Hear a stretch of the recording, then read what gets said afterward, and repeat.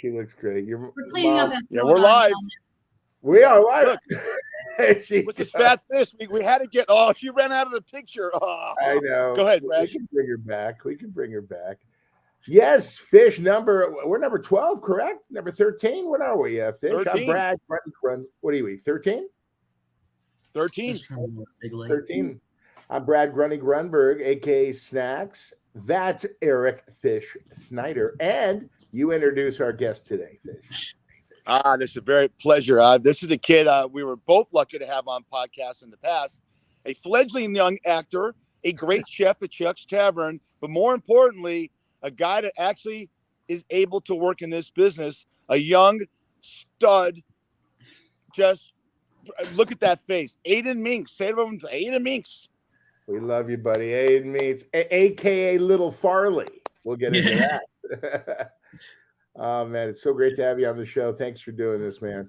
Yeah, of course. Thanks for bringing me back. Yeah, of course. So my first question, I just want to tell the viewers and the listeners how I met you. So way back in the day, you were a little kid, and you and your great mom, who is your manager, Mickey Mincks, talent, plugthat.com. Yes. You were at Warner Brothers reading for ER, and I was in waiting to read, and you were all over the room. You were like crazy, like that kid with too much sugar. And your mom. I didn't have my Game Boy, so I was just like all over the place. No, I'm kidding. Yeah, you had your Game Boy. You were just, so your mom stepped outside. I stepped outside. I said, "Oh my God!" And he's such a cute little kid. And I'm like, God, he reminds me of like a little Chris Farley. And I'm like, wow. And he's like playing in the bushes, and he like sees like I think like a ladybug or something, or a caterpillar, and you were gonna kill it. And I stepped in and I said, "What are you doing? You got to put that back in the bushes. You don't want to get." You looked at me like, "Call the police, mommy." And I said, "No, and then that just started our friendship. And we've been friends today, and it's just great, Ronnie. I'm so proud of you with your career. And why do you hang out with Fish? That's what I can't figure out. But that's how I met you. And it's been great, man. It's really been great.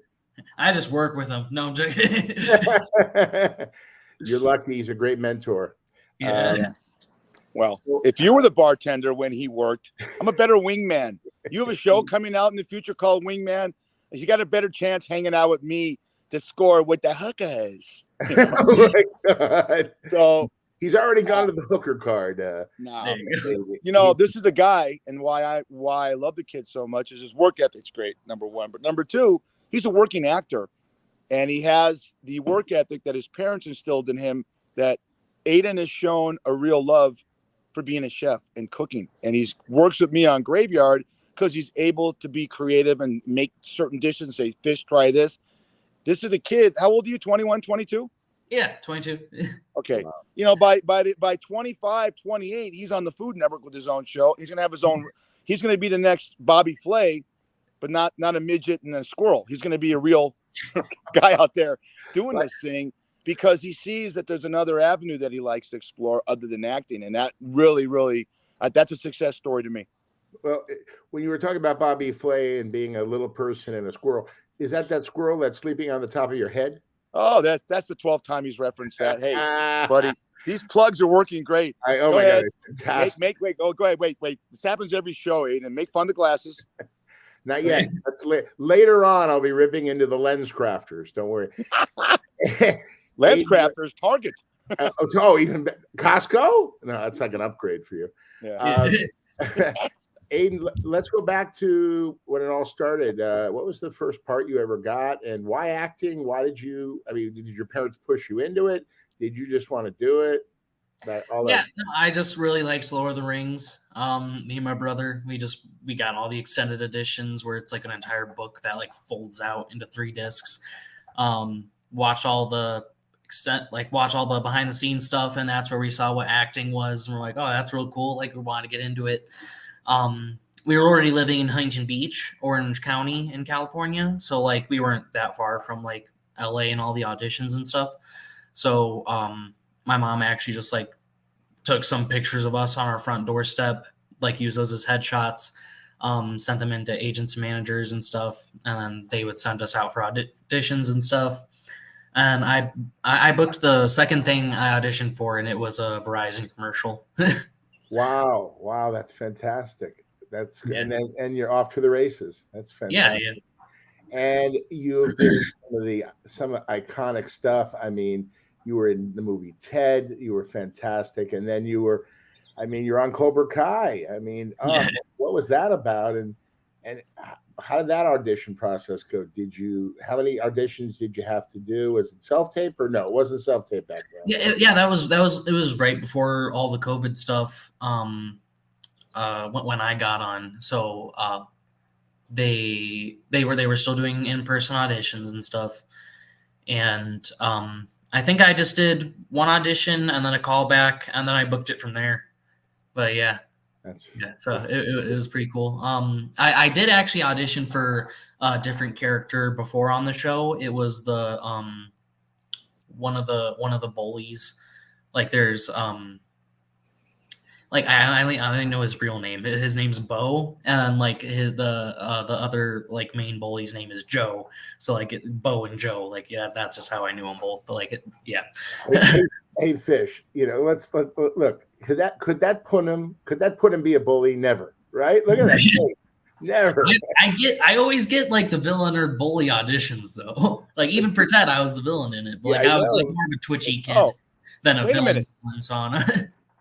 Hold the thought right there. We have a clip from Ted, and I want everyone to see the younger version. You call it Q Punham. Check this clip out from the movie Ted. Mark Wahlberg, Giovanni Ribisi plays his father, and a younger. I'm sorry to bother you, but my son and I couldn't help it. My teddy bear. Oh, well, thank you. Thanks. Yeah, I'm Donnie. This is Robert. I'd say I've been following you ever since I was a young boy, and I remember seeing you on the Carson show. You were just wonderful. Oh yeah, that was a weird interview. Ed thought I was Alf, and he kept muttering anti-Semitic comments. Hey, thought Alf was Jewish or something. Have you ever considered selling the bear? What? Excuse me? I want it. Hey, I'm not an it pal. I'm a he. All right? I'm sorry, little guy, but my bear isn't for sale. See, I've had him since I was about your age. He's very, very special to me. Stand up straight when you're talking. Why the fuck would he say that? Sorry, you really shouldn't swear in front of children. Look, we're very interested in the bear. If you want to make some sort of arrangement, here's my address and phone number. And you can call me anytime, okay? Will do. Look, here it goes. It's a really important pocket for really important stuff. Okay? Okay. See you later. Okay, come on, Robert. Take it easy. Good, Robert. Oh my goodness. That is fantastic. Tell us, do you remember that day? Yeah, no, that was probably like one of the more vivid days that I like remember. I think that was my first day on set, getting to like meet everybody. And like it was really weird because that whole movie, I only got to see the actual bear once. They're just like, this is what the bear looks like, just so you know. And then the rest of the time, it was a black stick with green tape at the end of it, and it's just like that's your eye line. That's what you look at the whole time. And so like that was pretty fun, getting to like use your imagination, like as a little kid, just like pretending like you're actually talking to something, and it's just that. Yeah, where did you film that? Boston, actually. Yeah, it was actually that was actually my favorite movie to do because we were in Boston. Like it was just such a fun experience over there. I liked it. Yeah. So Fish, this guy, he's a successful actor. Why is he working graveyard at a great place called Chuck's? Well, because you don't listen. You're too busy looking at the pictures in the back of your head of has-been actors. I just said he gets there because his parents have instilled the work ethic, and he gets to be creative. But I'll tell you one thing, Brad. You just brought up a good thing. Mark Wahlberg has now moved to Las Vegas. You know that, right, Aedin? Yes. Oh, yeah. If you have any connections, if he knows you're here, man, that could be a good hookup for you, Aedin. I mean, he's going to recognize you. Maybe. No, I heard he's a very nice guy. He would probably remember you for sure, right? Yeah, definitely. Yeah, and I also saw like he was doing a thing with his tequila brand where like if a store buys like his stuff to sell it, then he'll just come by and like hang out for the evening. That's great. Or, like do autographs and stuff. So like I thought that would be cool if like Chucks did that. What are your thoughts about that? Because Bryan Cranston and Aaron Paul have Dos Hombres. We just know that Clooney and Randy Gerber had, I forgot what was Casamigos, sold it for $1 billion. It's like actors are now getting into tequila, and it's been very profitable for them. Is anyone on Cobra Kai into tequila or some kind of, are they pushing any kind of alcohol? No, I was actually talking about that with Khalil. He plays Chris on the show, just last time I saw him, because we were going through a liquor store, and just like every bottle we saw, he'd be like, "Oh, this is made by this actor or this basketball player or this whoever," and I'm like every celebrity just has their own like liquor brand or whatever. Now I'm like, hey, let's do like a brothers one, like the both of us, like let's have one with the both of us on it. So yeah, we were thinking of doing something like that. That's great. You saw Entourage. Mark Wahlberg was the executive producer of Entourage, and one of the characters named Turtle ended up being the richest guy at the end because he got involved with Mark Cuban and had a tequila, thing, and he ended up being a guy who was the chauffeur for these guys, and he has the most money. So you know what? I'm giving you a little carrot. If you want to get some kind of thing going on, get me and Brad involved. Well, Brad will be a foods type stuff, but me, I'll get involved with some kind of a liquor thing for you. All right? Yeah, that sounds good. Yeah, let's do it. Yeah, it would be great. We'll talk after the show, Aiden. You don't want to go into business with fish, Yeah, that's great. So tell us, do you go on a lot of auditions? Now you're 22 years old. Your mom's your manager. Take us through. Do you read a lot? Yeah, you live in Vegas, right? But it doesn't matter where you live now as an actor. You can go anywhere. What is that like? Do you get a lot of auditions with diversity and everything? It's so cool that life now on commercials and TV and theatrically, it's all about diversity because life is a rainbow. So take us through that. Do you get a lot of auditions a week? Yeah, pretty much since COVID, it's taken a hit. So everything's slowed down. But yeah, I pretty much still get like voiceovers or like a commercial or an audition every once in a while. Yeah, it's doing good. Do you have any stories about fish during work? Graveyard is kind of creepy anyway, but you work with fish. I mean, does he go into? Does he leave the bar? Does he come in the kitchen? Does he get a free meal? Does he ask you to make him some weird shit? What goes on with fish at work? Tell us. I mean, seriously. The viewers want to know. They write me on the side. They go, "What the hell is going on with this fish character?" So you're the guy. You're right there with him. What does he do? Does he work, or is he just sitting around? Yeah. No, he's usually just up there cracking jokes with the customers and he's in the was it the Hall of Fame now, isn't he? Like the Bartenders Hall of Fame. That close. Yeah, what is it to $1.95 and a cup of coffee? Maybe I don't know. No, this guy is the greatest. I mean, really, the best bartender. I was at the tavern. I saw him in action. I was there at least 3-4 hours at the bar watching him. I mean, he's great. I mean, with his people come back to see him. When your mom comes in once in a blue moon, what does she say about him? Does he talk too much? No, yeah, she always loves seeing him coming in, seeing you guys. Yeah, yeah. I said away.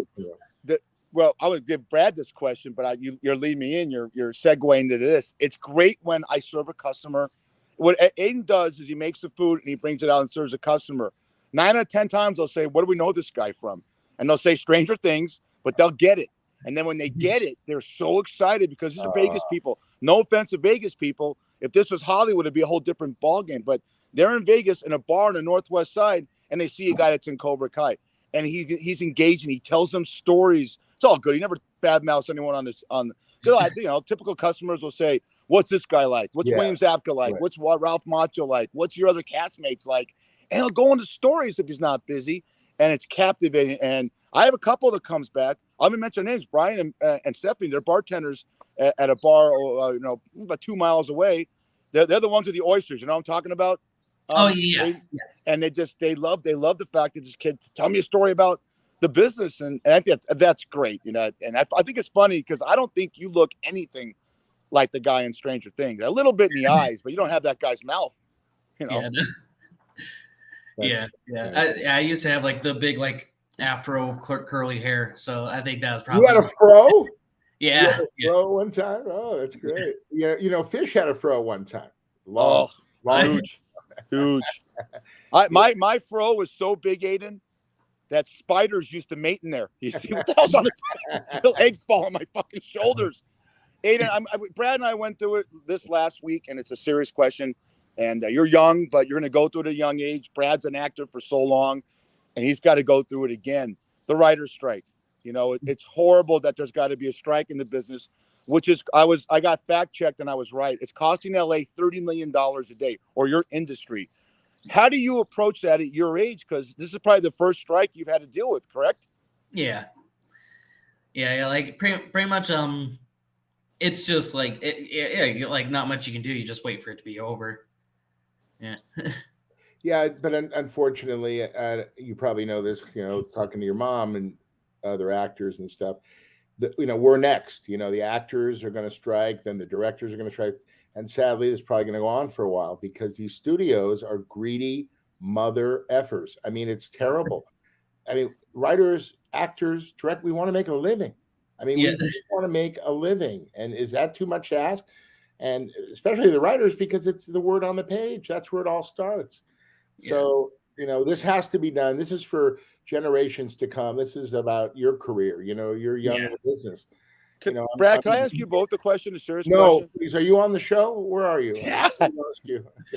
Wait a minute, goddammit. Go ahead, maybe. You talk. I forgot the terminology, but you talked about the audition process, which you had to audition as an actor. I'm not an actor, but you had to audition back in the day. What is this thing about a self-reel? You have to do a self-reel yourself and send it to casting directors now? So you have to spend the money to do a scene. Let's say Aedin does a scene from Goodfellas or something, or you have to send that to a casting director. There's no standing in front of them anymore. Is that obsolete? Yeah, they got rid of all the actually meeting with the casting director part. I guess some still might do it. I don't know. I've heard of some people having to go in for auditions, but most of the time, I've only done self-tapes since then. And so you can either go in somewhere and get it done, or if you have someone else in the house who knows how to read, you just have them record you on your phone with a plain backdrop and a light in front of you. But yeah. Well, the reason it's so effective now, it saves a lot of time for the casting director and also for the director and the producer. They just send them a link. They look at the actors, they look at the auditions, and they just pick it. To go into a studio, for us to drive there, all that stuff, it just takes waiting in lines. One time I was in an audition room, and I waited an hour and a half, in the audition room. I fell asleep. Yeah. I fell asleep, and they had to come get me to wake me up and be like, "Are you Aedin?" I'm like, "Oh yeah." And then I went.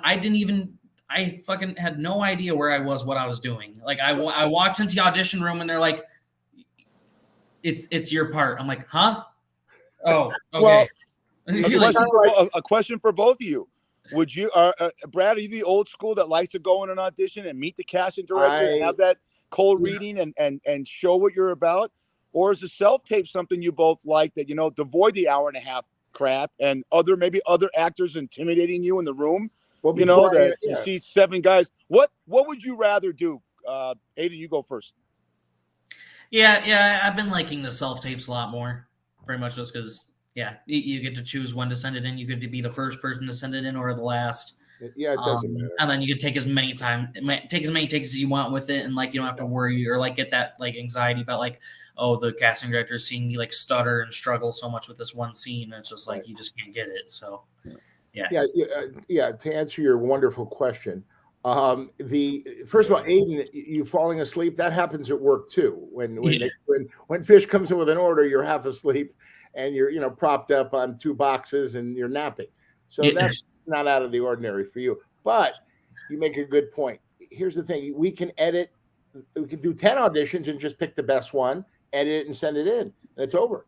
I go to a place called Self Tape, and I became friends with the owner, Steve, and it's great. He does all the work. I do, and he's a great actor too. He's an actor, and it's really close to where I live, so it's really good. But again, that's a cost that you write off at the end of the year when you're an actor, because that's now a new wrinkle in the audition process. So yeah. Well, what's great about this kid, and Brad, I'm going to you for this because you've been in the business such a long time.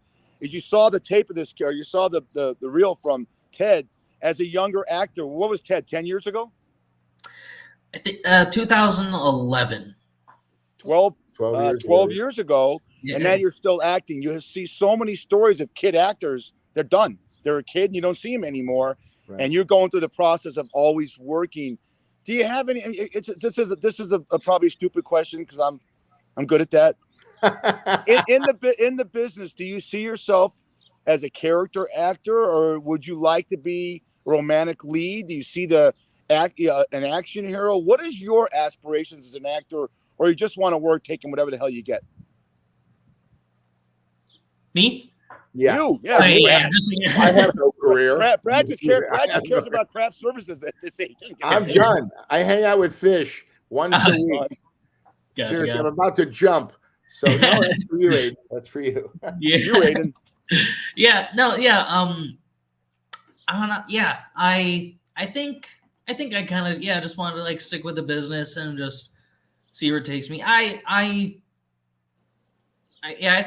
think I don't know, because I get auditions for pretty much like any character. Like I have gotten auditions for like the lead or like whatever, and just So do you let me ask the question? Yeah. Okay. Yeah. Do you like comedy or drama? What do you feel? What's most close to home for you? Do you love comedy? It's comedy, right? Yeah, like I've always preferred comedy. I've always liked making people laugh, but at the same time, like drama's fun to do because you get to be serious or like have people like show your range of like what you can do. Like sometimes I do want to play like the serious like psychopath or some shit. I don't know. Serious psychopath. Any aspirations? I know you're young, but you're on a set all the time. You see directors. You any aspiration to direct one day? Yeah, like I've had ideas of like getting behind the camera. I've wanted to get into writing sometimes, but it just feels like you can't really come up with anything original anymore. Like it feels like everything's already been done, or just like you're gonna have a lot of similarities, and it's like it feels like you're knocking something else off. I don't know. But like at the same time, I've just been in this industry for so long that I feel like I would want to just like keep like sharing my knowledge of it. I don't know. Like I've been doing it since I was 7 years old, and like I'm not like bragging. Just like I just naturally do things like well on sets, and like other people would like tell me and be like, he's just so like professional on set, and like he's doing all this stuff that I wouldn't even think to do. And it's like, oh well, I didn't even know either. Like it was just like muscle memory or like things I do like with instinct. So like I kind of want to I kind of even wanted to get into coaching or like become like a self-taper, like because I liked just reading over scripts and telling people like things that I would think to do with them. Yeah. That might be a nice side hustle for you in Vegas with actors, But it's interesting that you took the job at Shuck's Tavern because you love food. Yeah, I could see you on the like Fish said. I could see you on the Food Network with your personality, your good looks, your George Clooney great looks. And you're just a great kid. But it's funny, you love food so much that do you like food as much as you like acting? You do. Yeah. I know that. That's a given, please. That's one of your best, buddy. I feel like they're both special in their own way. Because I've just grown up doing acting. I've always been doing it. Like I'm just good at it. It's like it feels like it's just a part of me. So I like doing it, and also cooking. Like everyone's got to eat, but also like I like making my food taste good. So I like to add like a little pizzazz to it, make it special, do all that stuff. So yeah. I've been to the tavern when you been in the kitchen. You're great, man. It's so much fun to see you come out and talk about the food you just cooked and all that great stuff. We're gonna bullet point. I'm gonna bullet point 3 questions with this kid because people want to know about Aedin Mincks. What do you binge watch? Lately I've been watching Jury Duty with my parents. It's on another network, but for some reason you're able to watch it on Amazon. And it's just like it's a show about this one guy who thinks he's just going into regular jury duty, and then everyone else around him is an actor. And then just all the most bizarre like shit is like happening like the whole time during it. It's just the funniest. Oh, so the whole season's about one case in a jury? Yeah, the whole season is about one case, and like they're all just Jury duty. pranking this one guy, making him think it's a real case or whatever. And like he's wow. super invested in it. Like he's like, yeah, no, the way this guy's like slouching in the chair, I think he's guilty. Like all that, like it's just like, but like there's so much stuff going on during. It's just hilarious how like all the stuff they do to him. But yeah. What are your hobbies? What kind of hobbies do you have when you're not cooking or acting? What makes you happy that your downtime? I got an archery thing set up in my backyard. Wow. But yeah, so like I got like a Wow. target, and I got my bow and stuff, and I have a chicken too. So I usually take care of her, get the eggs from her, get all this fun stuff. Guy's got a chicken. Yeah. What's your chicken's name? I named her Fuji because I gave her like a bunch of like fruits and vegetables, and she just ate the apples first. So I named it like Fuji Apple, like I named her Fuji. Oh. But she responds to chicken, so we'll just go in the backyard and yell chicken, and then she'll come out. Don't be chicken on this last bullet point, okay?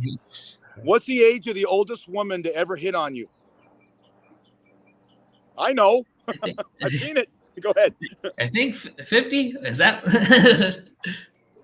Was she 50? This happened at Chuck's? I saw one at Chuck's. No, don't mention any names, Aedin. No. But drop dead gorgeous, and I'm like, and you know, wow. She would text me because she's in our business, and she'd say, "Is the cute little oyster boy working?" Oh boy. And I said, "Yes, I am." She goes, "Not you, idiot, the other guy, the younger one." So I think the MILF is in your future, man. Come on now. Are you a single guy? Are you single? Is that a complicated question? Yeah. Answer? Next question. All right, man. I think listen, before you get married, you got to date, man. I tell my nephews the same thing, because you got to find out who your real soulmate is. You know. Yeah. That's why I'm still looking. But anyway, yeah. Look at she loves that one. No, I want to get a couple questions with that. That's on top of my head. He told me a story. You got one of my favorite actors is Bradley Cooper, and you got a chance to work with this guy and Zach Galifianakis, all the guys on the Hangover, because you were in Hangover 2, correct? Yeah. All right. Tell everyone, because you told me the story about what you're with Bradley Cooper and Zach with the cigarettes. That's a funny story. Oh yeah. Or tobacco.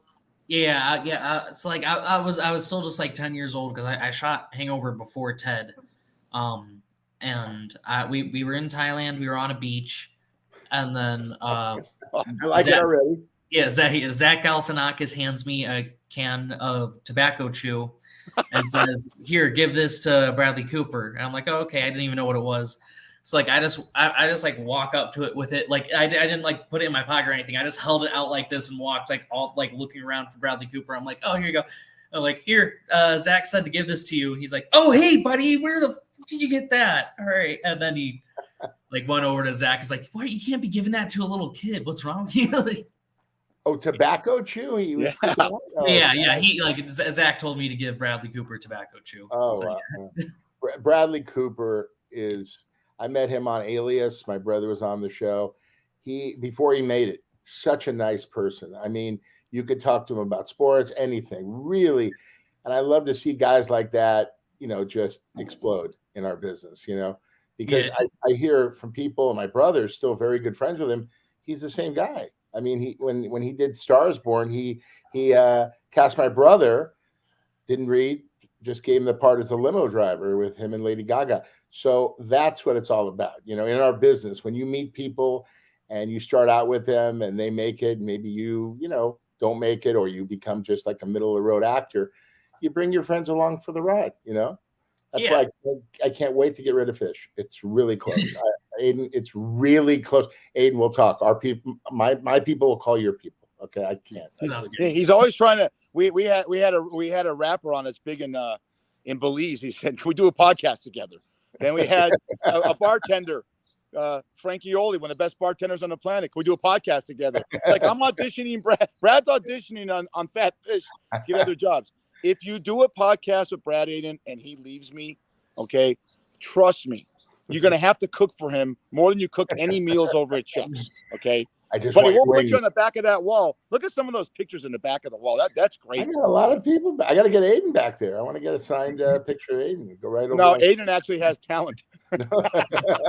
Oh, some of these people got talent. Hey, right over my right shoulder there's the Olsen twins. When I warmed up the audience on Full House, and then I was on this show, their Malibu show, and I took a picture with them when they were older. Like, they're I watch a lot of TV. Sometimes. No, not you. Well, you thought the Olsen twins. Their sister Elizabeth Olsen was phenomenal in this true story called Love and Death that was on HBO. Only 6-7 episodes about a murder in 1980 in Texas and Jesse Plemons, but. That's a talented family. I thought Elizabeth Olsen, how stupid I am, was one of the Olsen twins. It's not. It's Ashley and Kate, and they have a sister. Now her sister will be up for an Emmy. So that's just like your family, Greg, Brad. You call me Greg again? Well, no, you and your brother. At least once a show, Aedin, he calls me my brother's name. But you're both talented. Your brother, Aedin? It's okay. Fish, don't Actually, his brother, Austin, is talented. His brother, Austin, is acted, right? Yes. Austin's an actor, right? He's modeled, acted, But he's got great-looking parents. His dad, Steve, Nikki. They're just. His mom is always smiling, just like this kid's always smiling. Yeah. And his dad is just great people. It's good to see. It's good to see a family like that the parents are so into their kids, and you recently became an uncle. Your sister had a baby, and now All right. Congratulations. Great. Is that a boy or a girl? A girl. Oh, that's great. Yeah, it's congratulator, Mazel Tov. They named the kid Elliot after the lead in E.T. I'm joking. Yeah, that was a really funny joke. Anyway, Aedin, we're back to Aedin. Let me ask you this: That's it. You got the show. Aedin, what would you tell your younger self? I know you're so young, but your life has been amazing up to this point. A fantastic runs. I mean, what would you tell your younger self? Would you ever do anything differently that you've done so far? Don't go to public school. Oh, wow. Yeah. Why is that? It just really killed my confidence in a way. Because kids are just torturous. They always like to bully each other and pick names and all that fun stuff. Yeah. It just sort of like that was the thing too, is I would make the jokes too, and then they would make it serious. They wouldn't let it stay a joke, and it's okay, all right, you're taking it too far. And so do you think that would have changed if you went to private school? Well, yeah, no, because I was homeschooled my whole life. I was homeschooled, and then for 8th grade and 9th grade I went to public school, and just I regret it so much. Oh, wow. I was bullied too. You were a fat kid. You're skinny now. I'm still a fat kid. They used to make fun of me, but I used to use my humor to deflect that. For Fish, they made fun of his glasses. Yeah. But anyway, I had to get that in there. I told you it was coming. Yeah, and that's funny. Mr. Magoo, he's looking through an aquarium. That's why he became Fish. And you see, he saw his fish over his left eye. Swimming by. Take off the glasses. Watch this. Handsome guy, right, Aedin? I'm handsome with the glasses. He comes up with this bullshit story about I need glasses. I need glasses. Come on, man. His brother Austin's a handsome kid. Does he wear or not wear glasses, Austin? Aedin? He called you me, Greg, and he called you Austin. I'm losing it. See, don't get old. You're getting old, man. Get to the home. Home real fast. I look at Brad sometimes, Aedin. I think he's this guy. I'm sorry, it's just him. Hey, Aedin, I'm Freddie Flintstone for life. He's my man. You know, There you go. I love Freddie. There you go. Nice. Yeah. So yeah, that was a good question, Fish. You know, about what was it? What was your question again about being bullied? Tell your own self. Yeah. No, you know about your glass. Oh, yeah. About yeah. I mean, it's amazing what bullying does to a kid. I mean, it's hard for me to talk about this story, but my dear friend from junior high in high school, his daughter, beautiful, gorgeous girl, and he came to our reunion, and a couple of months later, he told me his daughter took her own life because she was bullied, and that's unbelievable. I mean, I saw her grow up, and it's so wrong. I mean, what do you do with these kids? Yeah. I mean, these kids, Well, they're bullying. Yeah. Like when you were bullied, it's taking up too much of your life. Like it's 5 days out of the week every day, like every week for like 18 years. So it's like I feel like school's just taking up too much of your life. Like that's a whole bunch of your life you're missing out on. It's like I feel like it either needs to be more like mobile, where it's like okay, like less time at school, or just more like you're not stuck in a fucking box like at school. Like you should be able to be like learning out in the fields, like go do stuff. Like it should be field trips like all the time. It shouldn't just be like, oh, if you can afford it this year, we'll go on a field trip. Like no, I agree with you. I think you know what though, Brad, when you were bullied as a kid and it was horrible, you didn't have social media, and this kid had to go through social media, and I'm sure your friend's daughter had to go through the crap they put on Facebook and all the other bullshit, and it's brutal. You hit it right on the head, Fish. When they went through her phone, it was some of this. They read some of the saddest things ever that kids would do to another human being. I mean, these children, they gang up on you, and especially on social media, they hide behind their phone or their computer. Right? It's never face to face. Yeah. And it just it ruins, and you isolate these children, and it's just terrible. I mean, it's got. If you block them, they'll just make a fake account, and it seems like more people hate you, and you're not sure if it's the same person just over and over again. But yeah. Well, on a lighter note, where we live in a society right now in our business where you can't get people wanting to work, we have a successful actor that wants to work, and he's working as an actor, and he's working graveyard with this idiot, and that is so humbling, and it's so inspiring, because you're inspiring, Aedin, because a lot of kids don't want to work. They're on their phones. Every kid I talk to thinks they're going to make a TikTok video. The worst thing that happened during COVID, remember that TikTok video, gentlemen, with the guy that was drinking cranberry juice on a skateboard and singing, what's her name from the, I'm losing it. There's a great song, right? Fleetwood Mac's lead singer, Stevie Nicks. Nicks, yeah. And he made millions of dollars just on a skateboard. Oh, I could do that. No, you can't do that. That's lucky. Okay. Be right place, right time. Aedin knows this. You got to be ready. And as an actor, that could be your moment. That could be your one moment. We talked about, Bruce Willis getting Die Hard. These are the moments as an actor, or even a regular person, being in a company and then getting that job that propels you to, where all your dreams come true. Speaking of dreams, first I have two questions for you. What was your first job before acting? Your first job ever that you got your parents to go, all right, got to get a job. What was your first job? Did you work at McDonald's? Did you wash? 7 years old, he started acting. No, I know he's 7, but still, he might have had a paper route or something. At 5? Take the garbage cans out. What your parents? There you go. You take the garbage can, something. No. Clean up the dog shit, Aedin. You're only 5 years old. I'll clean the dog shit up in the backyard. I'll give you $5. All right, so you had no job. Yeah. I pretty much get lucky like that. Like I just like, I don't know what, for like my whole childhood, like I just lived around a lot of old people. Like there'd just be like old people needing help with stuff all the time. So like I'd always get like pocket change that way. So like I would just see like an old couple trying to like take chairs out of the back of their car. Like I'd go over there, help them, and they gave me a $5 for like. Oh man, you're good kid. See, you have a big heart. See. Yeah.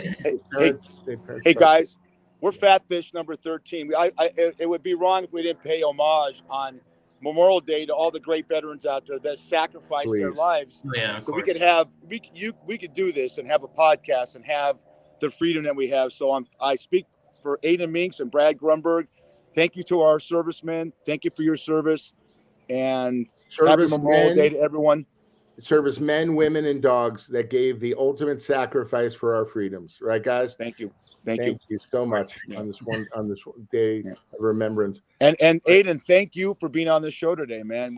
Chopping it up with you at work is one of the highlights. Being around a young guy, like I said, I don't ever tell you this. I ask you questions about Zapko and Machio like that. I'm kind of a fan like anybody else, but I'm proud of you because of you're the kind of kid that's basically a throwback to the 70s. You worked and you work and you work. And you don't have to work sometimes. I'm sure when you're busy as an actor, you don't have to take a job as a cook. And we all appreciate that. I think society appreciates that. What do you think, Brad? Yeah, whatever. Anyway, no, Aedin, I'm telling you, buddy, no, it's so true. You don't have to, work with fish. You don't have to do that, but you want to do that. And you like food and you want to make people, and really what it comes down to is you make people laugh, you make them happy, and you cook food to make people happy. Right? Yeah, exactly. Ladies and gentlemen, Cobra Kai and many other things, Mr. Aedin Mincks. Yeah. Everybody stay safe. We'll see you next time, okay? Thanks, Appreciate Aedin. it. You guys have a good one. I'll see you Friday. In the tavern. All right. All right. Put it on Fish's tab, would you please? Definitely. Thanks, Aedin. Thanks, Aedin. What a great kid. I love that guy. I love him. Such a nice kid. He really is. Yeah. Take yourself out, buddy. Now you just put there you go. Hey, Brad, before I ask you how you're doing, we did a big disservice last week. We were on Friday, right? I'm going to put an icon up there, and I'm going to ask you about your life and talk about the great sports that are on today on Memorial Day. Phenomenal. 7th game, Celtics. But I wanted to ask you, because this is a serious thing, what this person meant to you, because I've actually seen this person in concert 4 times, and I had a big crush on that woman right there. Tina Turner passed this past week, and we grew up. I mean, if you saw Angela Bassett play her in the movie, which won her the Academy Award, I believe, there was not a more inspiring story than the way this woman, got her start by being married to Ike, who was basically, a very talented, but very horrible human being. Really, thank you. But rest in peace, Tina Turner. What does she mean to you? A survivor. I mean, she was so talented, so likable, but what she had to endure from this Ike Turner guy, this character, this horrible human being, but she still she persevered, because I believe when you go through things in life, your success is your happiness, and you striving for what you love to do, and that's really what it's. That's payback to that person who hurt you, who abused you, and she did it. She did it her way, and God, we're gonna miss her. She was something special. Here's my take on it. And you're in the business, and I always say that, and it sounds old, but there are people you go see in concert, and they play their songs, and you can't wait for that band to play the song you love the most, whether you see Billy Joel, you see Prince, or whatever. And then there's people like Tina Turner that not only sing the songs, but they're wonderful performers and entertainers and dance, and they have a story behind. They tell a story during the concert, right? When I did this song, and they do covers of other people. This shot right there, I have to admit, I'm 25 years old when the movie Mad Max Beyond Thunderdome comes out, and I had the hugest crush on this woman. Okay, you imagine what I thought about that picture. Okay, what went through this idiot's mind back when I was 25 years old? The hugest crush. She was so sexy.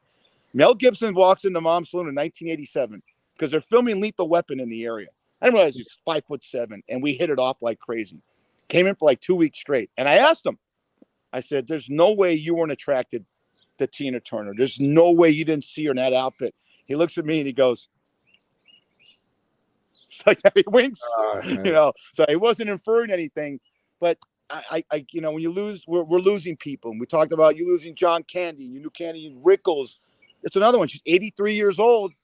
Thank you for entertaining the Fish Schneider, and thank you for entertaining Brad and everyone else. Not only are you an icon in the business, but you're an inspiration to women, people. She touched so many lives, and probably doesn't realize how many lives she touched. You know, when she was on stage, it was like she gave her everything, 120%. You could tell she enjoyed some of them just phone it in. After a while, they've been in concert, they just go out there and do, a half-ass job. She gave you every ounce of her talent, her love, and her voice. I mean, she was great. A dancer, a singer. And I think the people around her, she treated them like family. Just a very special person we lost. It's sad. 83 is really young today, Yeah, it is. It is. And I'm glad you and I had a chance experiencing her at a younger age. And then please. Well, you experienced her in a different way. But anyway, give her the wink. There it is. There it is. And again, please, I plead with everyone, go see the movie. I forgot what the name of the movie is, but look up Angela Bassett. Lawrence Fishburne plays Ike. Unbelievable performances, and it's brutal to watch it sometimes, but that you see the talent come out. And did you see the movie? I did see the movie. Yeah, I'm gonna look it up right now. Find the name of the movie, because I'm not scripted, I'm not prepared, but it's about Tina Turner, and I just gave the two actors that are in it. So you Google it, you'll find out. It came out about I want to say. I got it. What's love got to do with it? What's love got to do with it? Great song. And she sang the title track to Mad Max Beyond Thunderdome, and it went to #1. Yeah. And everything she touched was golden, and she touched a lot of lives. Her philanthropy also. Yeah. She's like you. Goes to McDonald's and buys 200 burgers. You eat half of them, but she gave them all. I gotta make sure they're not poisoned, those hamburgers. Yeah. Anyways, how was your weekend? I saw you Friday. Yeah. We'll segue to how was your weekend with your family? Did you do anything special? It was great. Yesterday, I went to my sister's for a little barbecue, and my sister made an incredible meal. Burgers. Her husband Brian. The night, there are two peas in a pod. Like you and Vicky. These two met, and so they put on their wedding video. Of their wedding from 30 years ago. Wow. Was that special? I got to talk about that. That intrigues me. That was. Did things come out? Like, obviously, you're so close with your nanny. She's in it. Yeah. Was there any shots of you or your brother or cousins doing something stupid? No. Right here, this guy doing something stupid. I was picking my nose. I don't even know why. I thought it was funny. The speeches were great. My brother, he killed it. His best friend J.J. Abrams was there at the wedding. I got to speak. But my parents spoke. Brian's parents spoke. Phyllis and Sherm Hovey. It was so great to see. And then their kids saw it. Of course, they'd seen it before we saw it yesterday. But it was really preserved. I say to people, if you have VHS tapes, if you have DVDs, get them transferred to digital so you can enjoy these moments later in life. It was fantastic. Seeing my grandma dancing on the floor, my uncle, people that have left me, but it just brought everything back. It was like the wedding was yesterday, and it was 30 years. It was May 1st, 1994. It was wow. Really fun to watch. I told my sister, I texted her this morning telling her, and the picture of my dad, he's not going to be 91, him with the microphone, how funny he was, off book. This was all from his heart. He was cracking jokes. It was really special. It was I've never met anyone in your family personally. And we're going to keep it that way. And we are. But your sister, like you, I've noticed when I follow her on Facebook, everything's positive. Every single thing is positive. She definitely has the look. She's so much better looking than Greg and you, But I met her son. Definitely better looking than me. You and I were working on a project in LA, and I met her son, and I said, obviously, when you meet a kid, it represents what the parents are probably like. So, what a wonderful human being your nephew was when I met him in LA back in, it's July of last year. Yeah, so, family's everything. Great young man. Today's Memorial Day. We talked about that earlier. What a cornucopia of sports. You got the 7th game. Hear me out. 7th game between Do I the have Boston a choice? Celtics and Do I Miami have a Heat. choice to hear you out? Do I have a choice? No, you could look at the. Well, turn around, look at some of those pictures. Maybe I could just do a voiceover. You know. Is my meal ready? Okay, Yeah. bring it Let me get a picture of Marty Freeman and Mel Torme in the back, and we'll talk over that. All right. in. Okay. So and then you got the Golden Knights, which is big here in a 6 game against the Dallas Stars, and they were up 3-0 in the NBA. I think you know this. In the history of this great sport, teams are up 3-0. Brad are 150-0. Yeah. They don't lose 4 straight. So we might see history tonight if the Celtics win. Give me your prediction on tonight's game. It's Boston. There's Miami don't have a shot. It's life is momentum, good and bad. Boston has all the momentum. If Boston loses, they beat themselves. I'm telling you that right now. And I like Miami. I love Jimmy Buckets. Oh man, he is fantastic and his backstory. But I'll tell you something. They don't have a shot in TD Arena. No way. No way. That's my opinion. You're a one-liner comic. How do you get out of this one? Because trash talking Brad is so prevalent in all the sports. You got a guy like Jimmy Buckets, and they're waving goodbye to Boston fans and saying you ain't shit and what have you, talk all kinds of trash, up 3-0. How does Jimmy Butler walk these guys all get together in the offseason? They go to golf tournaments, they go on yachts together. How do you get out of that one when you're up 3-0 and you're the first team to lose 4 in a row? You better have a good you better not be one of these guys who could dish it out and can't take it, right? You bet. Just like in the comedy world, if you dish it out, you got to be able to take it. Don Rickles taught me that. But it's one of these, Jimmy, bye-bye, because you know what? It's never over until the fat lady sings. Never over till it's over, right? Yogi Berra, man. When you're counting your chickens before they hatch, big mistake. And that's why when you're up 3-0, and I love the Vegas Knights. They blew it, man. They're going to win. I think they're going to win tonight too. I really do. But you do not lose in your own arena. You don't. It was like I watched the game, like they fell asleep at the end. I don't know what was going on, but Dallas is a tough team, man. I'm telling you. And you know what's great in the playoffs, and there is no home court advantage. There should be, but there isn't. Because right? It's all about one game to a next could be totally different, you know. You called it. You're 1,000% right. And the Knights have I said this last week on the podcast. I'll repeat it. They have the most depth of any team. There's only the Florida Panthers left, and of course Dallas. So they should prevail. But if they lose tonight, and the Knights have to go home for that 7th game, man, that's gonna be rough. That all the pressure's on the Knights right now. Right, exactly. And Boston, they're deep. They have more talent than. Well, Miami's an 8th seed, but it was a nice story. But it's a great story. But again, no one remembers the runner-up. No one remembers the runner-up. They always remember the champion, and you got to get it done. And Boston's going to get it done. I mean, they're all going to show up. And it's going to be a great game. I'll be watching. I think will you be watching or you'll be sleeping? Of course I'll be watching. We're going to have a little barbecue with my wife, and we're going to I'm a sports geek. I'll be watching both. I'll be in my man cave. I have both gone at the same time. I got to watch a night. My wife's a Knicks fan. I like the drama of a 7th game. Who doesn't? You know? One addendum in sports. Keep an eye on this story. This is speculation. Because only this shit show could happen to the Raiders. I guess Jimmy Garoppolo, between his $500,000 credit line at Larry Flint's Hustler Club and all the hookers he's got up in Pahrump, failed his physical with the Raiders, and there's a chance he could get cut. I don't know how it's going to work out. He had surgery on his foot. I wouldn't be shocked somehow. And there's a lot of codicils legally that have to happen. Tom Brady is a don't tell me. I'm telling you, I would not be. You cannot sell the fans on Brian Hoyer being a 39-year-old journeyman being the quarterback of the Raiders. I have a funny feeling, just a gut feeling that Tom Brady is going to come out of retirement again. Come on.